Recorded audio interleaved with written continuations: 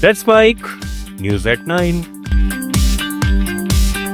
यूरोपीय संघ के भारत में राजदूत हर्वे डेल्फिन ने असम की यात्रा के दौरान कहा कि यूरोप यहां संसाधनों को निकाल कर ले जाने नहीं बल्कि स्थानीय स्तर पर निर्माण और विकास करने आया है। गुवाहाटी में असम सरकार के साथ मिलकर शुरू किए गए ब्लू वैली क्लस्टर के उद्घाटन पर उन्होंने जोर दिया कि यह पहल अनुसंधान, नवाचार, कौशल विकास, निवेश, उत्पादन और अंतर्राष्ट्रीय बाजार तक पहुंच का पूरा पारिस्थितिकी तंत्र तैयार करेगी, खासकर स्वाद, सुगंध और आयुष उत्पादों के क्षेत्र में। असम को भारत की आर्थिक वृद्धि के केंद्र के रूप में देखते हुए उन्होंने कहा कि यहाँ के प्राकृतिक संसाधन, मानव संसाधन और नवाचार की इच्छा शक्ति यूरोपीय कंपनियों के लिए आकर्षक है, जिससे पूरे पूर्वोत्तर क्षेत्र में फायदा होगा। म्यांमार से भारत के पूर्वोत्तर में आने वाले ट्रक तस्करी गलियारे पर नजर रखते हुए ईडी ने मणिपुर, म्यांमार सीमा क्षेत्र, त्रिपुरा बांग्लादेश बॉर्डर और पश्चिम बंगाल में 4 जगहों पर छापेमारी की है।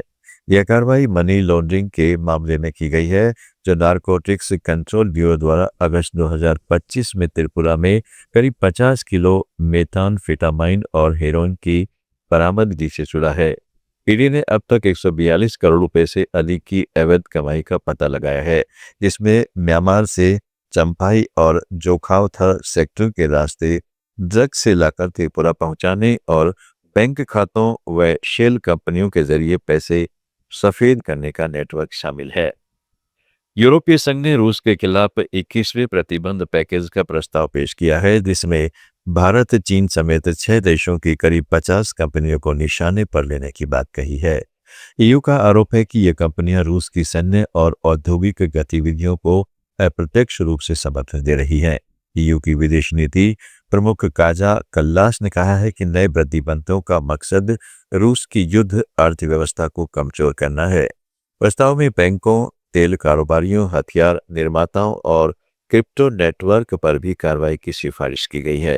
हालांकि अभी तक केवल एक प्रस्ताव है और इसे लागू होने से पहले ईयू के सभी सदस्य देशों की मंजूरी जरूरी होगी। फिलहाल यह स्पष्ट नहीं किया गया है कि प्रस्तावित सूची में कितनी भारतीय कंपनियां शामिल हैं। इस बीच भारतीय कंपनियों को निशाने पर लेने के प्रस्ताव ने नई बहस छेड़ दी है, खासकर ऐसे समय में जब भारत और यूरोपीय संघ आर्थिक सहयोग बढ़ाने की दिशा में काम कर रहे हैं।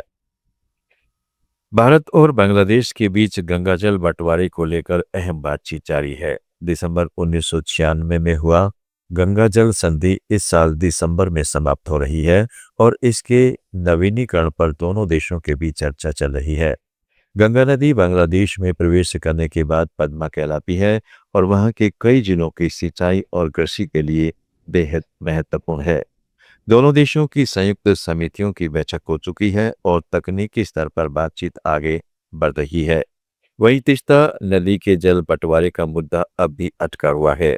इस बीच बांग्लादेश की तीस्ता परियोजना में चीन की संभावित भागीदारी ने इस मामले को और रणनीतिक बना दिया है। भारतीय नौसेना की ताकत को नई ऊंचाई देने वाला प्रोजेक्ट 18 अब चर्चा के केंद्र में है। ग्रीन सिटी टाइम्स की रिपोर्ट के अनुसार यह 11,000 से 13,000 टन वजनी और करीब 180 मीटर लंबा युद्धपोत होगा, जो समुद्र में तैरते हुए एक मजबूत किले की तरह दिखाई देगा। इसमें इंटीग्रेटेड इलेक्ट्रिक प्रोपल्सन तकनीक का इस्तेमाल किया जाएगा, जो जहाज को बेहतर चुपके से चलाएगी, जिससे दुश्मन की पनडुब्बियां इसे आसानी से पहचान नहीं पाएंगी। यह जहाज न सिर्फ एडवांस रडार और डायरेक्टेड एनर्जी वेपन्स से लैस होगा, बल्कि 144 वर्टिकल लॉन्च सिस्टम सेल्स और एंटी बैलिस्टिक मिसाइल डिफेंस के साथ दुश्मन के मिसाइलों और विमानों को हवा में ही नष्ट करने की क्षमता रखेगा। मल्टी डोमेन कमांड हब के रूप में यह ड्रोन मानव रहित जलयानों और पनडुब्बियों को एक साथ निर्देशित और नियंत्रित कर सकेगा। Marketing strategies, corporate stories, brand building ideas, marketing case studies और इनोवेशन एक अलग पर्सपेक्टिव से, जो आपने कभी नहीं सुना होगा।